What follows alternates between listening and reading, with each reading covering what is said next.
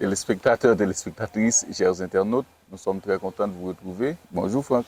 Bonjour Mackinson et bonjour à nos chers internautes. C'est toujours avec le même plaisir que nous apportons aujourd'hui encore notre émission Souviens-toi. Ok, et l'émission d'aujourd'hui, Franck, sera très spéciale car elle portera sur l'ensemble des 11 chapitres déjà étudiés au cours de cette émission depuis que nous l'avons lancée.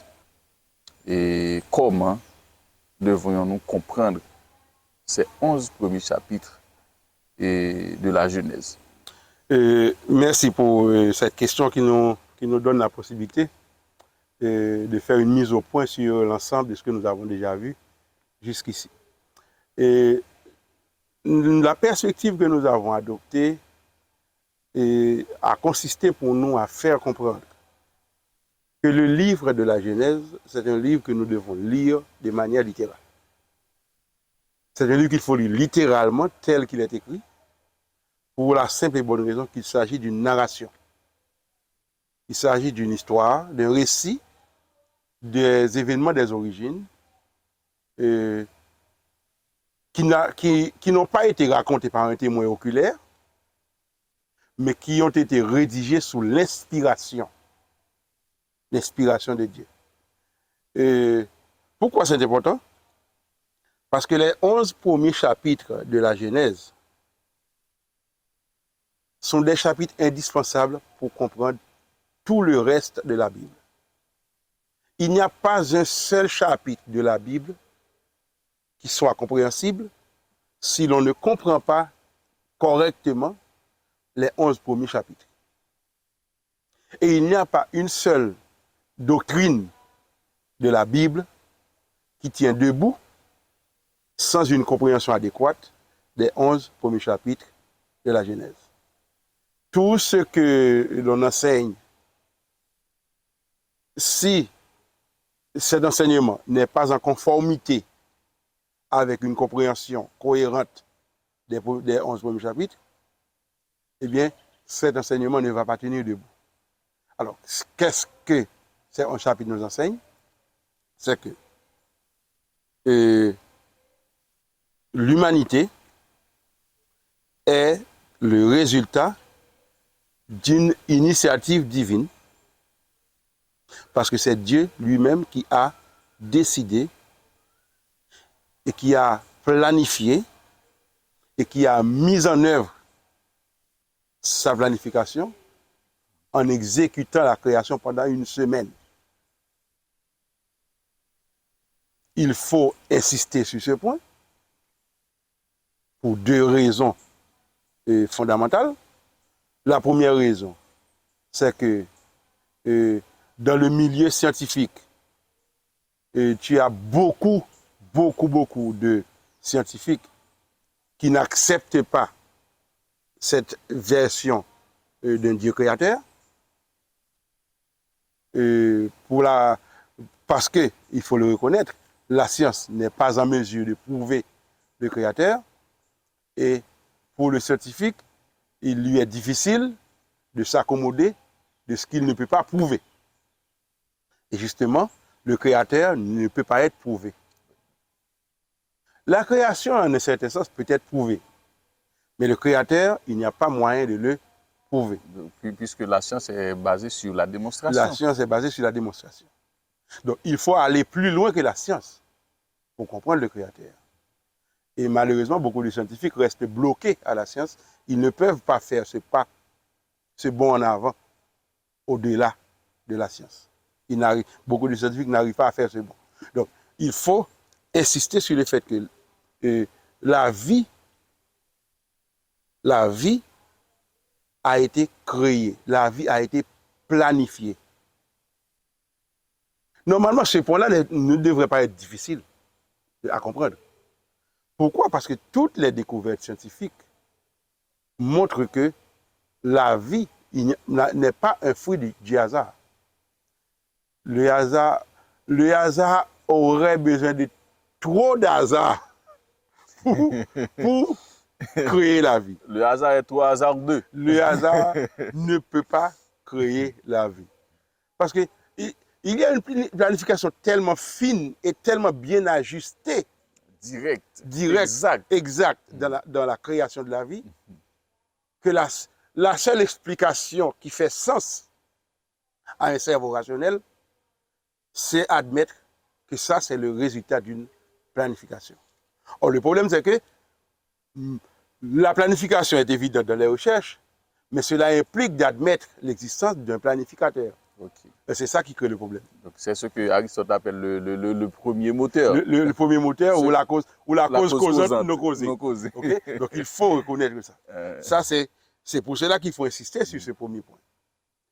Mais la deuxième raison pour laquelle il faut insister sur ça, c'est parce que parmi ceux-là qui acceptent la création, tu rencontres des compréhensions différentes, mais pas seulement différentes, parfois divergentes sur ce qu'est la création réellement. Au point que tu trouves des gens qui te disent que oui, Dieu a tout créé, oui, il a tout créé durant une semaine, mais cette semaine n'est pas une semaine de 7 jours littéraux. Oh, okay. Il y a quelque chose de symbolique. Que, par exemple, lorsque le texte nous parle d'un jour, il ne faut pas voir ça comme 24 heures. Ça pourrait être des aires géologiques des périodes de milliers ou même de millions d'années. Okay? Donc, on ne sait pas réellement combien de temps il s'est écoulé entre ce que la Bible appelle un jour et un autre jour. C'est une explication qui marche sur un seul pied. Ce n'est pas une explication qui tient. Il n'y a pas une seule brèche dans le récit biblique qui permet d'adopter cette vision. Le texte biblique est clair qu'il s'agit de 7 jours littéraux. Et il y a beaucoup d'indices qui nous le disent. D'abord, parce que le texte compte les jours, nous parlons de premier jour, de deuxième jour, et nous, à chaque fois, de nous indiquer qu'il s'agit d'un soir et d'un matin. Donc, en nous disant qu'il s'agit d'un soir et d'un matin, il est évident qu'il s'agit d'un jour de 24 heures et pas d'une période. Deuxièmement, même en comptant l'âge des gens qui ont vécu avant le déluge, par exemple, on a constaté que personne n'a vécu 1000 ans. Donc, il n'y a pas moyen de dire que ces jours seraient des milliers d'années. Exactement. Alors que c'est ce qui impliquerait, par exemple, qu'un homme comme Adam aurait vécu au moins 1000 ans, plus quelques temps encore. Oui. Il n'y a pas ça. Donc, réellement, il s'agit de jours littéraux. Et ce n'est pas seulement le premier chapitre, ou bien le deuxième, ou bien le troisième. C'est les 11 premiers qu'il faut considérer comme un bloc, parce que ces 11 premiers sont fondateurs de tout l'enseignement de la Bible. Et la Bible, le texte nous montre clairement qu'il s'agit d'un texte littéral, d'une narration de récit qu'il faut lire littéralement. Donc, si on résume, ces 11 premiers chapitres de la Genèse sont d'ordre littéral. Ce sont des textes littéraux. Voilà. La Genèse elle-même, le livre de la Genèse, c'est un texte qu'il faut lire littéralement, parce que l'intention de l'auteur qui l'a écrit, c'était de nous retracer les origines et de nous signaler des événements importants comme la création, comme le déluge. Nous allons y arriver, allons y arriver. Okay? Donc c'était ça son intention, de nous montrer qu'il s'agit d'événements littéraux. Ok, d'accord. Au fait, je comprends très bien. Et maintenant, est-ce que tu peux nous présenter l'idée générale de ces 11 premiers chapitres? Bon, l'idée générale, c'est de nous dire tout est planifié et tout résulte d'un acte créateur, d'une création que Dieu a réalisée, a exécutée pendant une semaine. Mais qu'actuellement, l'histoire s'est un peu modifiée dans le sens que un événement que à plusieurs fois et dans les premières émissions, nous avons toujours dit de cette manière-là, un événement qui n'a pas été prévu, mais qui n'a pas pris Dieu au dépourvu. Mais il me semble que certaines personnes ne comprennent pas ce que ça signifie, un événement qui n'a pas été prévu. Quand nous disons un événement qui n'a pas été prévu, nous voulons dire un événement dont on n'a pas planifié. Voilà, cela ne faisait pas partie du plan de Dieu. Exactement. Voilà. Ce n'était pas dans le plan. Dieu savait que cela allait arriver, mais ce n'est pas lui qui l'a inclus dans le plan. Et comme il savait que cela allait arriver, donc cela ne l'a pas pris au dépourvu, il a je dirais, planifié la solution à ce problème. Mais il n'a pas planifié le problème. Et c'est ce que nous voulons dire lorsque nous disons un événement qui n'a pas été prévu. Ça ne veut pas dire que Dieu ne l'a pas vu d'avance. Ça veut dire de préférence que Dieu n'a pas fait provision pour que cela arrive. Mais puisqu'il a prévu que cela allait arriver, il a fait des provisions pour résoudre les problèmes. Pas pour que cela arrive, mais pour le résoudre. C'est ce que nous avons appelé la chute, ou bien le péché, ou le problème du mal. Voilà. Eh bien, ces 11 chapitres nous permettent de comprendre que la bonne cosmovision, la bonne vision du monde que nous devons avoir, la bonne cosmovision pour comprendre le monde, pour comprendre les événements qui arrivent sur la terre, c'est de comprendre que tout ce qui se passe fait partie d'un grand conflit. Et ce conflit n'a pas commencé sur la terre en Éden. Ce conflit s'est de préférence transféré en Éden. Mais le conflit s'est déclenché dans le ciel même. OK? Et c'est pour ça que nous avons étudié la question du mal. Nous avons fait une parenthèse pour étudier la question du mal, pour expliquer pourquoi, malgré tout, Dieu n'a pas empêché le mal. Parce que si Dieu, pour empêcher le mal, il aurait fallu que Dieu change de caractère. Parce que Dieu fait le choix de fonctionner avec des êtres libres. Et la liberté n'existe pas là où il n'y a pas de choix. OK? Si Dieu crée uniquement les êtres, qu'il s'agit d'anges ou d'êtres humains, mais s'il crée uniquement les êtres qu'il voit, qu'il sait, qui vont obéir, et ne crée pas ceux-là qui allaient désobéir, cela signifie que Dieu, même s'il nous dit qu'il nous crée libres, il ne nous crée pas réellement libres. OK. Donc, il doit créer sans prendre en compte cette difficulté-là, que X va obéir et Y va désobéir. Il ne peut pas faire ça. Deuxièmement, on peut toujours dire que même si Dieu avait fait le choix de ne pas créer ceux-là qui allaient désobéir et que personne dans l'univers ne l'aurait su, mais malgré tout, Dieu ne peut pas faire ça comme ça, parce que Dieu ne peut pas entrer en conflit avec lui-même, il ne peut pas entrer en duel contre son caractère. Donc, il a fallu qu'il crée même ceux-là qui allaient désobéir. Cela signifie que c'est une preuve d'amour, le fait que Dieu a quand même accepté que le péché se produise. C'est un désastre, c'est une tristesse, nous le savons, et nous sommes en train de payer le prix de tout ça, mais Dieu ne pouvait pas faire autrement. Donc, nous avons expliqué pourquoi, lorsqu'on dit que Dieu est tout-puissant, cela ne veut pas dire qu'il fait tout ce qu'il veut. Cela veut dire qu'il agit selon le plan qu'il lui-même il a établi. Et puisque la liberté fait partie des attributs que Dieu partage avec ses créatures, les hommes comme les anges, eh bien, Dieu a créé des êtres libres. Et parmi les êtres libres qu'il a créés, un, pour une raison que personne ne peut justifier, a choisi de faire ou ta part, de ne pas marcher dans la ligne de Dieu. Je ne peux pas expliquer pourquoi, personne ne peut expliquer pourquoi. Il a fait son choix. Et c'est ce qui a produit le péché. Et nous avons constaté que lorsque le péché s'est produit, c'est Dieu lui-même qui s'est présenté, qui est venu chercher ceux-là qui s'étaient séparés de lui, en demandant à Adam, où es-tu? Et pour fermer le dialogue, il a promis qu'il mettrait inimitié entre la lignée du serpent qui a désobéi, le serpent qui a personnifié la ruse du diable, et la femme, c'est-à-dire Ève, qui, dans un sens, c'est comme une figure pour vous parler de tous ceux-là qui obéissent à Dieu. Mais Dieu a dit qu'il mettrait une inimitié entre ces deux lignées, et que de la lignée de ceux qui obéissent viendra quelqu'un qui remportera la victoire définitive sur le serpent, sur le dragon, sur Satan, et qui, à la fin, réconciliera les hommes avec Dieu. Voilà la perspective de ces 11 chapitres, et les événements qui vont se dérouler par la suite, eh bien, vont montrer comment, à chaque étape, ce plan prendra un peu plus corps jusqu'à finalement se matérialiser totalement.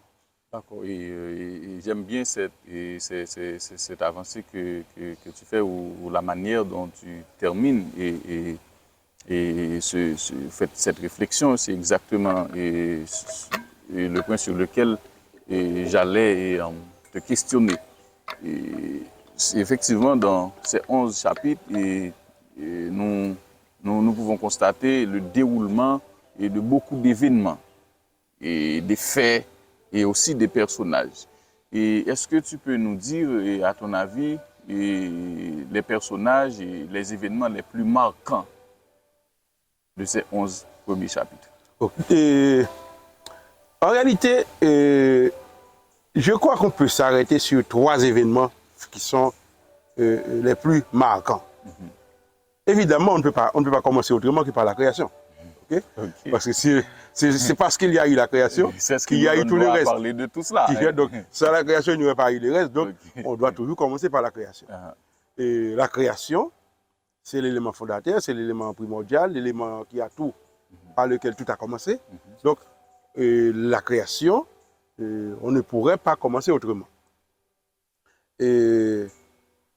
Donc, Moïse nous a raconté la création. Je dis Moïse parce que c'est lui qui est l'écrivain du livre. Voilà, okay? C'est lui qui a écrit. Et j'hésite à dire l'auteur, j'ai une raison pour cela. Parce que je considère que la Bible a un seul auteur. Oui. Mais même si nous avons 40 écrivains. Oui, mais nous avons un seul auteur. Pas de problème. Sauf que nous savons, donc ce sont de toute manière des auteurs inspirés. D'accord, pas de problème. Voilà, bien, Moïse en tant qu'auteur, je suis d'accord avec toi, Moïse en tant qu'auteur a eu une préoccupation, c'est de nous faire comprendre d'où nous venons. Et dès le départ, il nous dit, au commencement, Dieu créa. Donc, Moïse, dans ce texte, bon, on sait que Moïse a été un scientifique. Bon, pas un scientifique moderne, parce que la science moderne n'a pas, il n'y a pas eu la science moderne en Égypte, là où Moïse a reçu son éducation. Au sens que nous l'ayons aujourd'hui. Hein. Oui, mais tout ce qu'il y avait comme science disponible de l'époque de Moïse, Moïse était au courant de tout ça. Il a été formé dans toute la civilisation égyptienne. Elle nous est présentée comme l'homme qui a été éduqué de toute la sagesse des Égyptiens, c'est-à-dire tout ce que les Égyptiens, qui étaient les scientifiques les plus avancés, possédaient comme science, mais Moïse le savait. S'il fallait passer un examen, Moïse aurait été le lauréat. Bon. Eh bien, Moïse commence par nous faire une affirmation scientifique. Il nous dit au commencement, c'est-à-dire, il nous envoie au temps. Ensuite, il nous dit Dieu, donc il nous présente Dieu qui est là avant ce commencement. Donc, il ne va pas nous démontrer Dieu, parce que Dieu est au-delà de tout ça. Il le prend pour évident. Non, il n'est pas pour évident, et lui-même, il est avant le commencement. Avant le commencement, okay? Voilà. Donc, au commencement, voici ce que Dieu a fait. C'est-à-dire, Dieu était là avant le commencement. Voilà. Et il nous dit, Dieu créa, il nous montre Dieu à l'œuvre. Qui agit. C'est un acteur. Et il créa les cieux, c'est-à-dire l'espace, et la terre, c'est-à-dire la matière. Oh. Donc, dans une phrase, il nous présente le temps, l'espace et la matière. Il nous présente les 3 éléments sans lesquels rien ne peut exister. Sans lesquels la science n'aurait pas existé, la science ne peut pas fonctionner. Le temps, l'espace et la matière.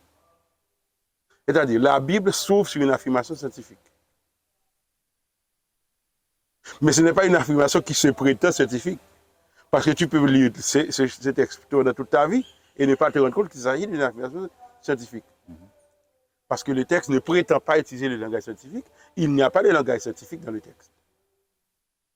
C'est l'affirmation, c'est l'idée qu'il contient qui est scientifique. Le temps, l'espace et la matière. Il n'y a rien en dehors de ces 3 éléments qui est capable d'exister. Donc, dès le départ, Moïse, c'est-à-dire, si on analyse, sans préjugés, sans arrière-pensée, ce qui est dit ici, rien que dans ce premier verset, eh bien, on peut se rendre compte que ce qui est dit dans Romains 1er, qui nous dit ce que l'on peut savoir de Dieu est manifeste de la création de ses œuvres. Mais c'est vrai. Parce que Dieu met suffisamment d'éléments de la nature pour que nous puissions le voir, même si lui-même, il n'est pas visible de toute sa gloire. Mais nous pouvons le voir à travers ses œuvres. C'est comme si je peux regarder l'étiquette de la chemise que tu portes pour voir par quel couturier il a été, ou bien par quel designer il a été conçu. OK? On se souvient de ce psaume qui dit les cieux racontent. C'est le psaume 19.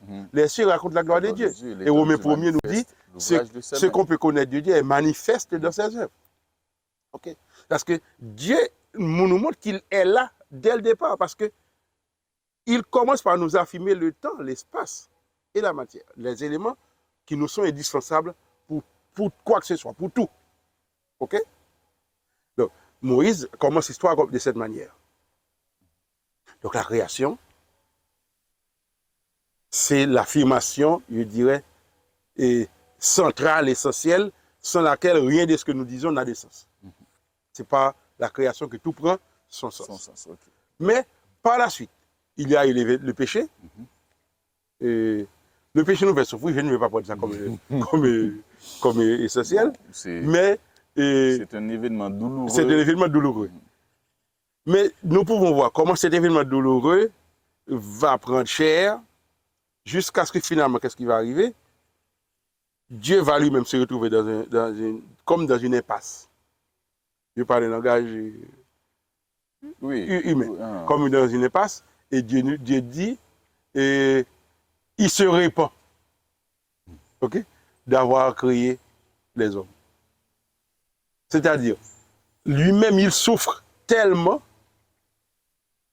Parce que parfois, nous avons de Dieu comme une conception d'un Dieu distant, qui ne s'intéresse pas à nos problèmes, qui nous a créés ici. Il nous a créés et puis il nous a abandonnés. C'est comme Voltaire. Voilà. Oui. Okay? C'est comme le Dieu de Voltaire. C'est un déiste. Voilà. Okay?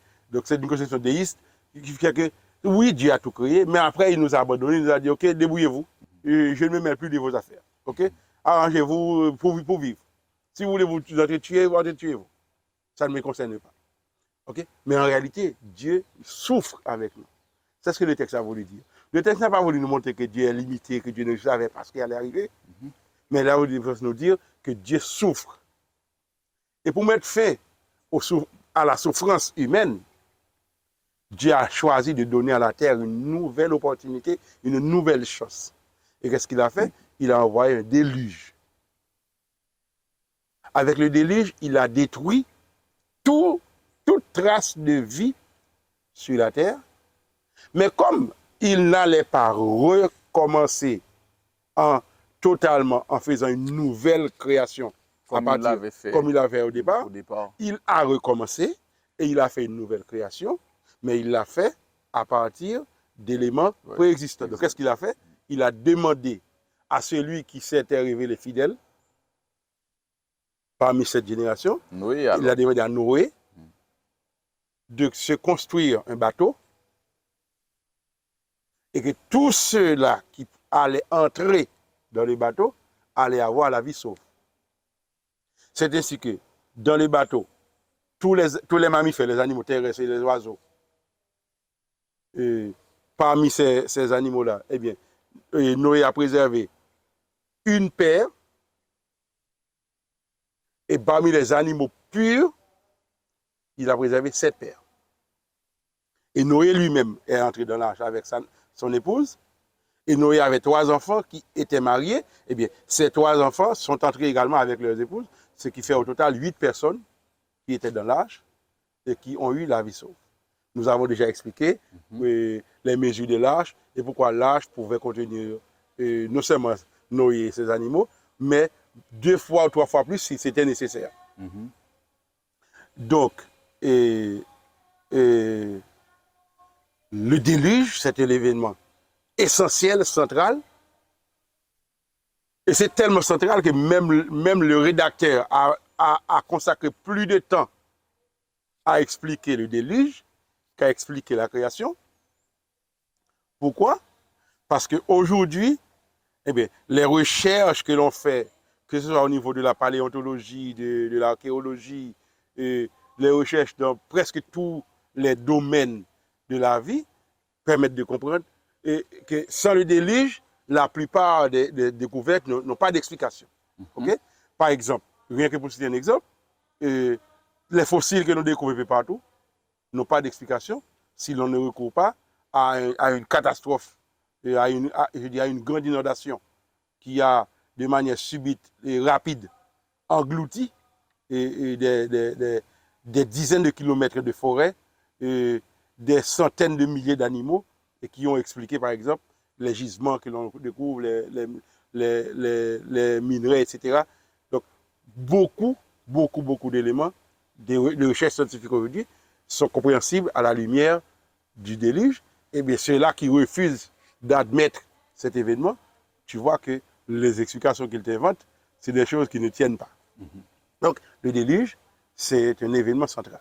D'accord. Et oui, et tu as cité un nom de personnage, c'est Noé. Noé. Donc, comme étant un personnage important à ton avis, donc qui a été mentionné dans ces 11 premiers chapitres. Et à ton avis, Noé est-il le personnage le plus important ou le seul? Il n'est pas il est le plus important dans le sens que c'est lui qui est central, mais il n'est pas le seul. Mais si nous analysons à partir d'aujourd'hui, nous pouvons même dire que les recherches scientifiques nous permettent de nous focaliser sur d'autres personnages au lieu de Noé. Pourquoi? Parce qu'aujourd'hui, on a découvert, la science a montré que l'homme, l'être humain porte en lui non seulement un ADN qui permet de retracer son origine, je dirais, toute son histoire génétique, mais on a découvert que l'être humain porte un ADN particulier qui est l'ADN mitochondrial, qui se transmet de mère, par la ligne féminine, disons comme ça en résumé. Eh bien, lorsqu'on a mené une recherche à la fin du XXe siècle sur l'ADN mitochondrial, eh bien, cette recherche qui était conduite par Dr Rebecca L. Kahn, eh bien, cette recherche a montré que l'humanité a une seule mère. Et ça, c'est une chose extraordinaire. Ah oui. Parce que ça, il n'y a pas d'opinion là-dedans. On a étudié la génétique de chaque individu sur la Terre. On a prélevé, la recherche a consisté à quoi? À prélever dans des peuples anciens, ce qu'on appelle les peuples premiers ou primitifs, mais on évite de dire primitifs aujourd'hui, on préfère dire premiers, mais des peuples qui n'ont pas eu de contact entre eux. On est allé prélever des échantillons chez ces peuples-là pour les analyser, uniquement chez les femmes, parce que l'ADN mitochondrial ne se transmet que par les femmes. Le résultat a montré que toutes ces femmes-là qui n'ont jamais eu de rencontre entre elles, et dont les ancêtres n'ont pas eu de rencontre entre eux, eh bien, toutes ces femmes portent le même ADN. Cela veut dire quoi? Elles ont toutes un même ancêtre, une même mère, une seule et même femme qui a donné naissance à toutes ces femmes qui sont éparpillées sur la planète. Et lorsqu'on a essayé de préciser un peu plus la recherche en répétant l'expérience, on a découvert deux choses importantes. On a découvert que cette femme aurait vécu sur la Terre il y a environ 6 000 à 6 500 ans, et pas des millions d'années, mais seulement 6 000 à 6 500 ans. Mais ensuite, on a vu que cet ADN porte 3 variantes. C'est-à-dire, à un moment donné, c'est une seule femme, puis l'ADN s'est divisé en 3 branches, 3 variantes, et ce sont ces 3 variantes qui ont peuplé toute la Terre jusqu'à aujourd'hui. Cela signifie que, de manière originelle, tous les humains descendent d'une seule femme, mais que cette femme aurait eu 3 autres femmes, et toute la Terre est divisée entre l'une ou l'autre de ces 3 femmes. Il y a cette femme et ces trois autres. Bon, la science ne peut pas nous dire ça, Mais l'histoire telle qu'elle est racontée dans la Genèse nous dit qu'à un moment donné, il y eut trois femmes à procréer sur la terre. C'était les trois femmes des trois fils de Noé, étant donné que Noé et sa femme lui-même n'ont pas continué à procréer après le déluge. Ok. C'est-à-dire la recherche, il suffit de... Donc c'est dans la Genèse qu'il faut aller pour comprendre, c'est là pour interpréter ces recherches. Cette recherche. Donc la Genèse, c'est pour cela que je dis que le déluge, et aujourd'hui, eh bien, du point de vue scientifique, le déluge nous permet de comprendre tellement de choses que c'est comme si le déluge était encore plus important en tant que récit par rapport à la création. Et c'est peut-être, je ne suis pas totalement, je ne peux pas être catégorique pour dire c'est pour ça, mais je peux dire c'est peut-être la raison pour laquelle, eh bien, il y a dans la Bible plus de chapitres consacrés au déluge que des chapitres consacrés à la création. Ok, d'accord. Donc tu as déjà identifié deux personnages, Noé et ses enfants. Et ses enfants, Ève, comme également, la femme originelle. Oui, mais en termes d'événements, j'allais aussi identifier la tour de Babel. Okay. La tour de Babel, ok. Et pourquoi la tour de Babel? Parce que à travers la tour de Babel, nous comprenons pourquoi il y a autant de langues sur la terre, ok. Pourquoi l'humanité est-elle divisée en langues et pourquoi Dieu lui-même aujourd'hui nous dit que l'humanité est divisée en nations, tribus, peuples et langues. Parce que aujourd'hui, la terre vit ces derniers jours. Écoute, tu veux nous dire que ces 11 chapitres ont quelque chose à nous aider à comprendre dans le monde actuel? Dans le monde actuel, justement. Et qu'est-ce que ces chapitres nous aident à comprendre? N'oublie pas que, en nous basant sur le récit de la Genèse, nous comprenons que la bonne compréhension de l'histoire, c'est la compréhension linéaire de l'histoire. Okay? Parce qu'il y a des philosophies qui nous disent que l'histoire est cyclique. Okay? Donc, que les événements que nous voyons, l'histoire va aller comme ça, comme un cycle, et à un certain moment, le cycle va recommencer. Donc, l'histoire va se répéter dans un éternel recommencement sans fin. Sans fin. Non. La Bible nous dit que l'histoire est linéaire. Donc, c'est-à-dire, l'histoire part d'un point de départ et elle va nous amener à un point d'arrivée. Ce point d'arrivée, la Bible l'appelle le retour de Jésus. Ok? La Bible l'appelle le retour de Jésus. Avant le retour de Jésus, la Bible nous dit qu'il y aura un jugement. Et il y a un message pour annoncer ce jugement, parce que ce que Dieu a fait avec Noé, c'est une méthode que Dieu emploie à tout moment dans l'histoire. Avant d'envoyer le déluge, il a demandé à Noé de prêcher et de dire que le déluge allait arriver. C'est-à-dire, Dieu ne prend pas l'humanité au dépourvu, il annonce ce qu'il prétend faire. Ok? Et bien, le dernier message que Dieu envoie pour la terre dit ceci: craignez Dieu, donnez-lui gloire, l'heure de son jugement est venue. Adorez celui qui a fait le ciel, la terre, la mer et les sources d'eau. Qu'est-ce que ce message nous dit? L'introduction du message nous dit qu'il s'agit d'un ange qui vole et qui a un message qui doit être annoncé aux habitants de la terre. En disant aux habitants de la terre, il nous dit à toute nation, à toute tribu, à toute langue et à tout peuple. Nation, tribu, langue et peuple, pour comprendre l'origine de ça, il faut remonter à la tour de Babel. Ok? Parce que c'est à la tour de Babel que cette division s'est opérée. Que Dieu, à la tour de Babel, a confondu le langage des hommes. Donc là, tous les hommes parlaient une seule langue, mais à partir de ce moment, leur langage a été confondu. Et ils sont éparpillés sur la terre et ils ont formé des langues diverses pour pouvoir s'exprimer. Sans la tour de Babel, nous n'allons pas comprendre ça. Et nous avons signalé la dernière fois que eh bien, tous les humains sur la Terre ont une seule grammaire dans la tête.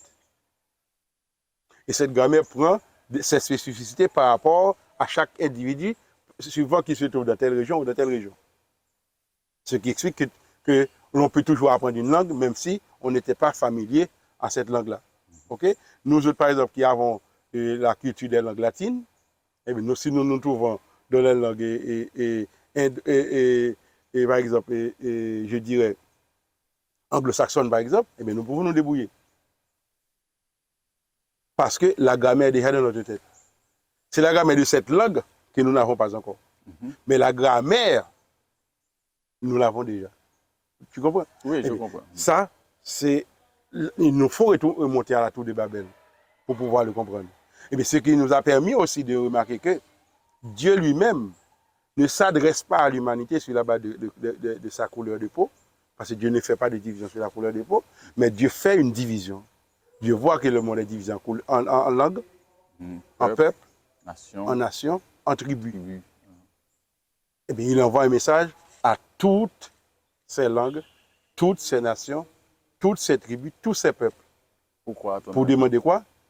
Craignez Dieu. Il faut avoir la crainte de Dieu. Il faut lui donner gloire parce qu'il va exercer un jugement. Pourquoi, à ton avis? Pourquoi? Il envoie un message à toutes parce ces nations. Parce que cette planète va toucher à sa fin. Le péché dont nous avons parlé, qui est le résultat de la décision qui a été prise par cet être que nous avons appelé Lucifer, le dragon, le serpent ancien, le diable, etc. Eh bien, le péché, c'est une parenthèse dans l'histoire. Le péché ne va pas faire partie pour l'éternité dans l'histoire. C'est une parenthèse qui va se fermer. Avant que la parenthèse ne se ferme, Dieu nous dit, l'heure est arrivée. Si tu ne veux pas être fermé avec cette parenthèse, c'est-à-dire si tu veux toi-même entrer dans la vie éternelle, voici ce qu'il faut faire. Craignez Dieu, donnez-lui gloire. L'heure de son jugement est venue. Adorez celui qui a fait le ciel, la terre, la mer et les sources d'eau. Tu vois que le message nous renvoie à la Genèse. Le message nous dit, adorez celui qui a fait le ciel, la terre, la mer et les sources d'eau. Et par exemple, si quelqu'un pense que en fait, c'est aussi dans l'objectif et de les réunir et à nouveau, que Dieu a envoyé son message, ou a envoyé son ange et propager le message à toutes ces nations, toutes ces tribus, toutes ces langues. Penses-tu que c'est une bonne idée? Ce n'est pas une mauvaise compréhension de la situation, parce que justement, ce message dont nous venons de parler, qui se trouve dans le dernier livre de la Bible, le livre de l'Apocalypse, eh bien, ce livre nous promet aussi que Dieu va réunir toutes les nations. Dieu va réunir toutes les nations, je dirais, sous une seule bannière. Et il promet, ça, si tu lis les deux derniers chapitres du livre, Apocalypse 21 et 22, eh bien là, Dieu promet qu'il va redonner à l'humanité le droit de manger de l'arbre de vie qui se trouvait en Éden et que Adam et Ève ont raté parce qu'ils ont péché. Dieu va redonner à l'humanité le droit de manger de cet arbre de vie et les feuilles de cet arbre qui va produire ses fruits pendant les 12 mois de l'année, eh bien ces feuilles vont servir à la guérison des nations. Donc, que signifie servir à la guérison des nations? Ça signifie que les divisions vont disparaître.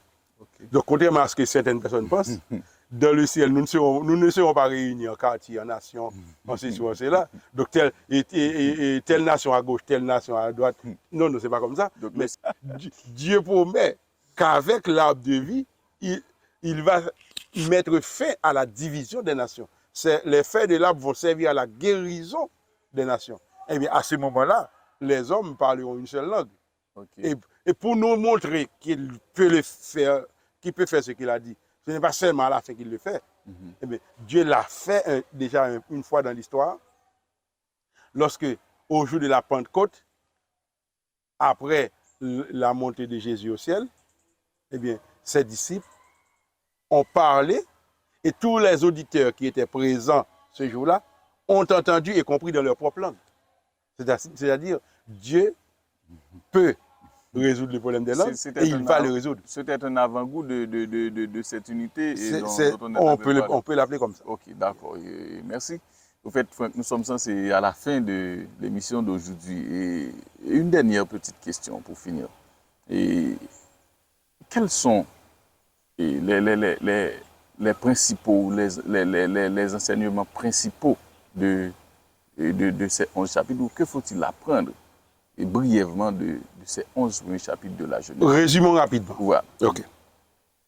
D'abord, il faut apprendre que la vie vient de la vie.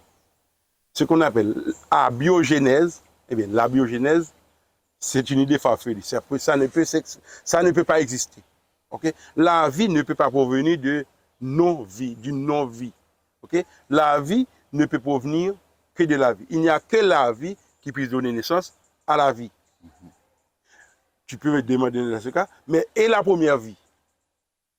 Mais voilà pourquoi nous avons dit qu'il faut accepter d'aller au-delà de la science. C'est-à-dire, il faut accepter le miracle. Il faut faire appel au surnaturel. OK? Au lieu d'essayer de dire que quelque chose dont on ne peut pas expliquer la provenance, qui n'avait pas de vie, et puis à partir d'une explosion, aurait donné la vie, aurait donné naissance à la vie, mais on a déjà constaté que si on additionne rien plus à l'infini, le résultat ne peut pas être quelque chose. Si tu additionnes rien plus rien, tu ne peux pas avoir comme résultat quelque chose. Oui. Donc, on ne peut pas faire sortir quelque chose de rien. Si on n'est pas Dieu, bien entendu. Dans ce cas, mieux vaut recourir à Dieu. Parce que justement, qu'est-ce qui arrive, c'est que les scientifiques évolutionnistes, ils nous demandent de croire en quelque chose qu'ils ne sont pas en mesure de démontrer. Mais c'est quelque chose qui n'a même pas de logique. Au point qu'aujourd'hui, on a des scientifiques qui assument le fait que la science ne pourra jamais. Pour moi, ça m'a beaucoup frappé l'attention quand j'ai lu Claude Allègre, grand scientifique, qui nous dit, eh bien, nous ne pouvons pas et nous ne serons jamais en mesure d'expliquer scientifiquement d'où vient la vie. Il ne nous dit pas, ah, la science est en progrès, laissez la science progresser, après des millions d'années, probablement on y arrivera. Non, il a dit, jamais on y arrivera.